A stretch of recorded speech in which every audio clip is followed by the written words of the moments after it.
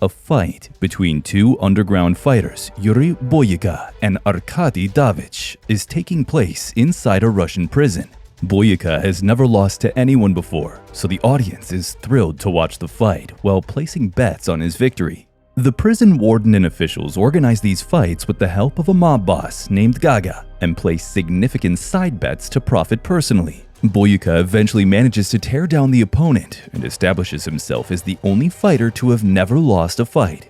Former boxing champion George Chambers is traveling to the Russian Federation with his manager Phil to watch several boxing matches. Due to the collapse of his professional career, he now relies on advertisements and commercials to support himself. After finishing a commercial shoot, he returns to his home where he encounters some criminals, and upon seeing him, they knock him out and run away. A while later, the police arrive, and after discovering a packet of cocaine hidden in his Bible, he is immediately arrested and sent to prison. When Chambers arrives at the prison, Boyka approaches him and looks at him with hatred. Warden Markov then greets Chambers, saying that he has great respect for the fighters and informs him that their prison has its own hero. On the other hand, Chambers says that he's unconcerned about any of this because he does not intend to stay for long. Now, Chambers is ordered to take a shower, but he refuses since the water is way too cold. To resist the compulsion, he tries to fight the prison guards who are no match for him, but he has to take a shower eventually. On his way to his cell, one of the prisoners throws urine at him, claiming it's a gift from Boyka. Infuriated with this, Chambers tries to hurt him as well, but the guards stop him. Chambers shares his cell with a British guy named Stephen Parker, who's a drug addict. The following morning, Stephen warns Chambers that if he doesn't get up, he will have to suffer the consequences. But Chambers believes that since he won't be staying here for very long, he doesn't need to learn any rules. Soon after, he goes to eat lunch where people are staring at him, but he doesn't seem to mind and seems to be enjoying his food. In the meantime, Boyka and his men arrive at the dining room, and everyone becomes frightened and stands up right away. But Chambers stays seated and doesn't give a damn about them, as he's a member of Hustlers University. When one of Boyka's men tries to threaten Chambers, he immediately beats him up. Boyka then comes up to Chambers and tries to humiliate him, and a fight ensues between them. But, as expected, the guards come to stop them. Later, Chambers' manager Phil visits him and tells him that he went to the American embassy and that he might have to wait a month to be released. Hearing this infuriates Chambers, who demands that he hire a top American attorney so that he can be released from prison as soon as possible. While Phil does not make any specific promises, he assures Chambers that he will make every effort to find the best attorney and requests his patience while doing so. On the other hand, Gaga approaches Warden Markov and gives him some money, while saying that he wants a fight between Boyka and Chambers soon. It turns out that Gaga was the one who set up Chambers to be arrested, just to take part in the fighting competition he sponsored against Boyka, the defending champion. In the meantime, Stephen is being bullied by some of Boyka's men. Seeing this, Chambers steps in and beats them to defend the poor guy. He then tells Chambers that the prison is run by a Russian mob named Gaga, and that they must stick to the specific rules and procedures at all times. But Chambers tells him that he deals with such people in his own way and is not scared of anyone at all. After finding out that Chambers has beaten up his men, Boyka approaches him once again to try to fight with him, but the guards show up just in time and separate them. That night, Boyka fights another guy in the ring, and Chambers watches how Boyka beats his opponent with a brutal fighting style. After successfully crushing his opponent, Boyka challenges Chambers once more, but he doesn't respond with anything. After the fight, Markov approaches Chambers and asks him to take part in the match in exchange for an early release, but Chambers declines the offer as soon as he hears it. Markov then orders him to clean the sewage to drive him to his breaking point and force him to consent to a fight.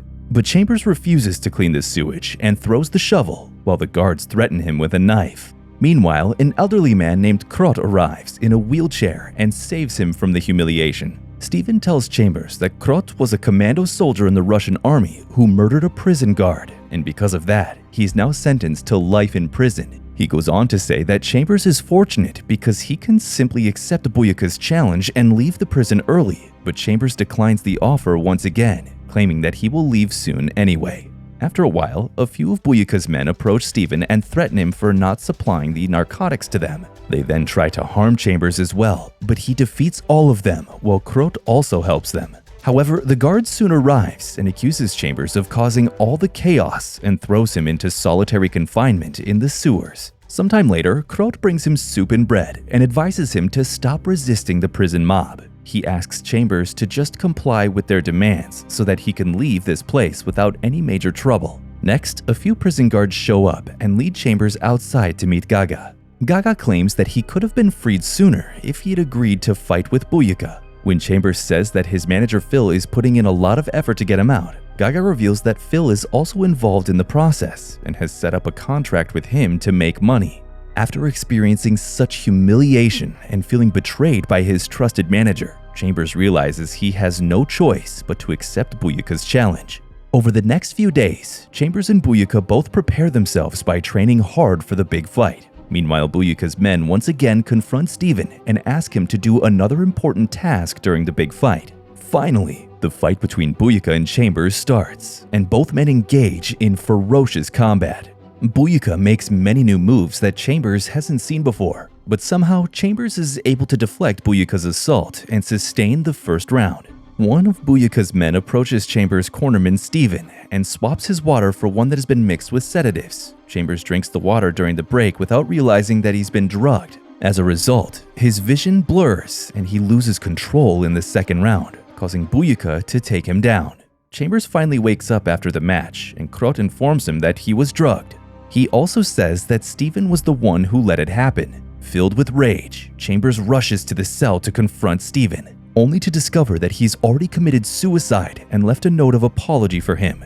Chambers accuses Buyuka of drugging him and demands a fight once more, but Buyuka is actually ignorant of this and dismisses the accusation, claiming he's never done such a cowardly act. Markov appears in the meantime and requests that Chambers go to his cell, but irritated by all this mistreatment, Chambers loses his cool and beats Markov brutally. The prison guards stop Chambers and punish him by tying him to a pole in the snowy weather. On the other hand, when Buyuka confronts his men about drugging Chambers, they accept that they did it for Buyuka.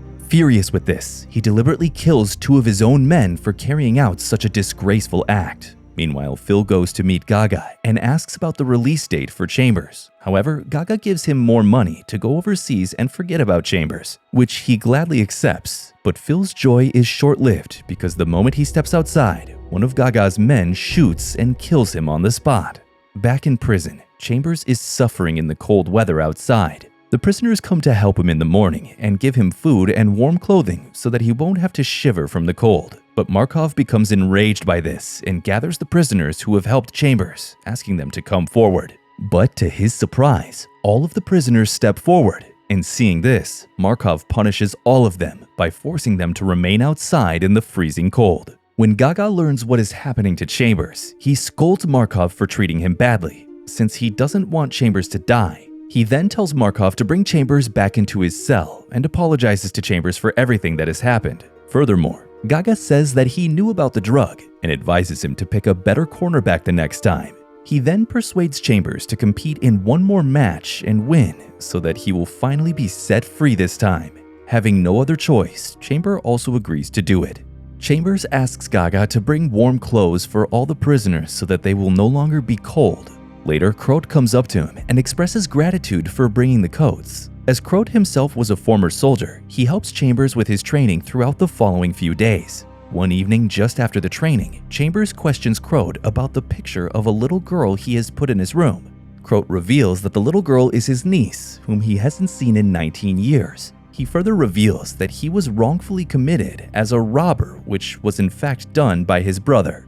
Although he was only given a 4-year sentence, he couldn't stand the oppression and tried to flee, but ended up killing a guard in the process. He was shot in the leg by the guard, leaving him permanently paralyzed. Additionally, Krot tells him that his real name is Nikolai and advises him to leave right away after winning the fight without turning back. Finally, the rematch between Buyuka and Chambers begins, and people have placed large bets on both sides. The fighters trade a bunch of throws, grapples, and combinations throughout the intense fight. At some point, Chambers understands that Buyuka is just way too strong and won't pass out, and will probably knock him out if the fight lasts too long. So, with a change in tactics, Chambers is able to put Buyuka in a joint lock and finishes the match by breaking Buyuka's leg. Chambers then manages to establish himself as the new prison champion.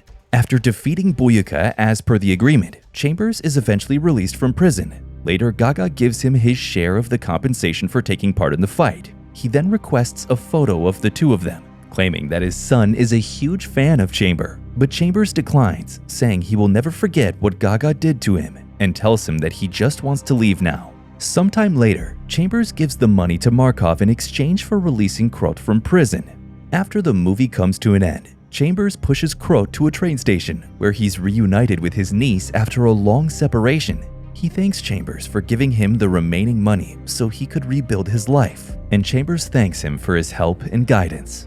If you like this video, make sure to hit the like button and subscribe to our channel for more videos like this. Until next time, take care and goodbye.